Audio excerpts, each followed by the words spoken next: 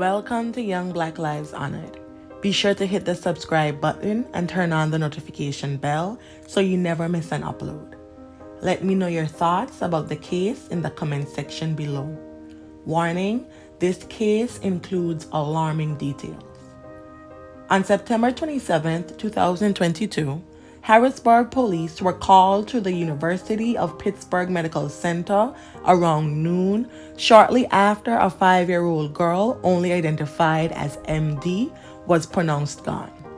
When they arrived, they met with the child's father, 25-year-old Gregory E. Woods Jr., and according to court documents, he said he was getting ready for a job interview around 9 a.m. when he was about to enter the shower but heard a loud thud.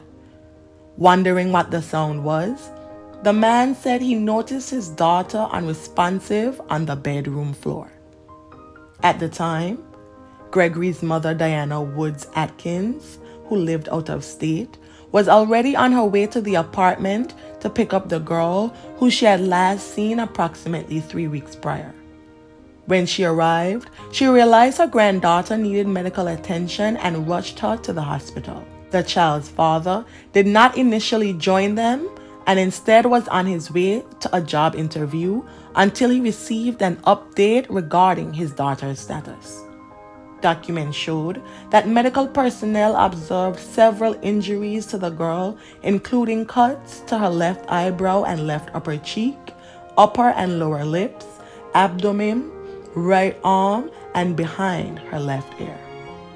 Bruising was also observed on her left cheek, right forehead, right eye, bridge of her nose, chin, upper and lower left arm, chest, lower chin and neck, right arm, right leg, left hand, right arm, left hip, upper right leg, upper middle back, buttocks, and lower back.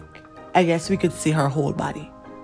Following an investigation, it was determined that the girl lived with her father in an apartment across from the state capitol building at 423 Walnut Street.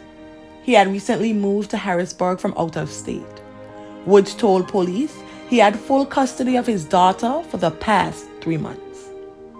Diana told investigators she was on her way from a funeral in Virginia when her son contacted her saying that the child was acting out. She informed him that she was halfway there and would take the child so he could focus on getting to the job interview in order to make ends meet. The grandmother said he had lost his job because the child had gotten cold and could not return to school until she had gotten better and been vaccinated. Interestingly, Diana told investigators the child was recently having behavioral issues where she would fake passing out and going limp. She also said MD had a habit of biting her lips. According to officers, Woods was initially very reluctant to speak with them. When he finally agreed to, he told them the child did not have seizures or any other medical history.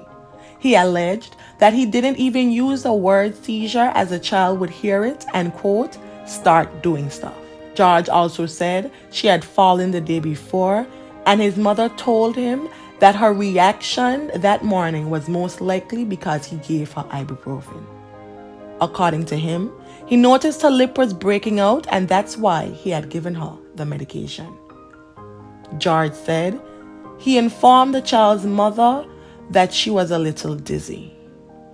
The man also told police the child had bruising on her buttocks and legs when he first met her at 3 years old, before he requested a lawyer, ultimately ending the conversation with police. George consented to an apartment search, and both him and his mother were taken back to the scene to do reenactments of the events which occurred that morning. Those reenactments were videotaped. Initially, the 25-year-old was charged with 2 counts of aggravated assault and endangering the welfare of a child, all felonies. At the time, police stated that an autopsy had not yet been conducted, therefore the charges reflected abuse they believed Woods inflicted on the child. He was ordered held without bond due to the nature of the case. 2 days later, forensic pathologist Dr. Wayne Ross conducted an autopsy on MD. In addition to external injuries already recorded at the hospital, he found significant internal injuries to the child. These included a tear and laceration to her upper lips, a maxillary fracture, and bruising to her liver, kidney, and pancreas. Furthermore, she had traumatic brain injuries, including subdural hemorrhages, and her throat showed signs of manual strangulation, including scarred fingernail marks. Injuries to private areas were also noted. According to the criminal complaint, the forensic pathologist, Dr. Ross, wrote, quote, "These repeated aggressive assaults were malicious and in total disregard for human life," end quote. He determined the cause of death to be multiple traumatic injuries and deemed the manner as homicide. These are horrific injuries to a 5-year-old. We're ready to bring forth these additional charges, including awful injuries. And this was not an isolated incident. There's evidence of prior injuries, which is why we also charged aggravated assault for the prior injuries. We'll continue our investigation to see whether or not additional charges are warranted. The following day, the Harrisburg Bureau of Police upgraded the charges against Gregory Edward Woods Jr. to include fatality, aggravated assault of a child younger than 13, strangulation, and endangering the welfare of a child. No bond was granted, and the 25-year-old remains in Dauphin County Prison as of this video.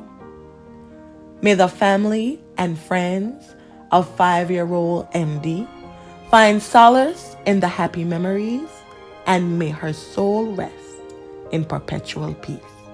Thank you.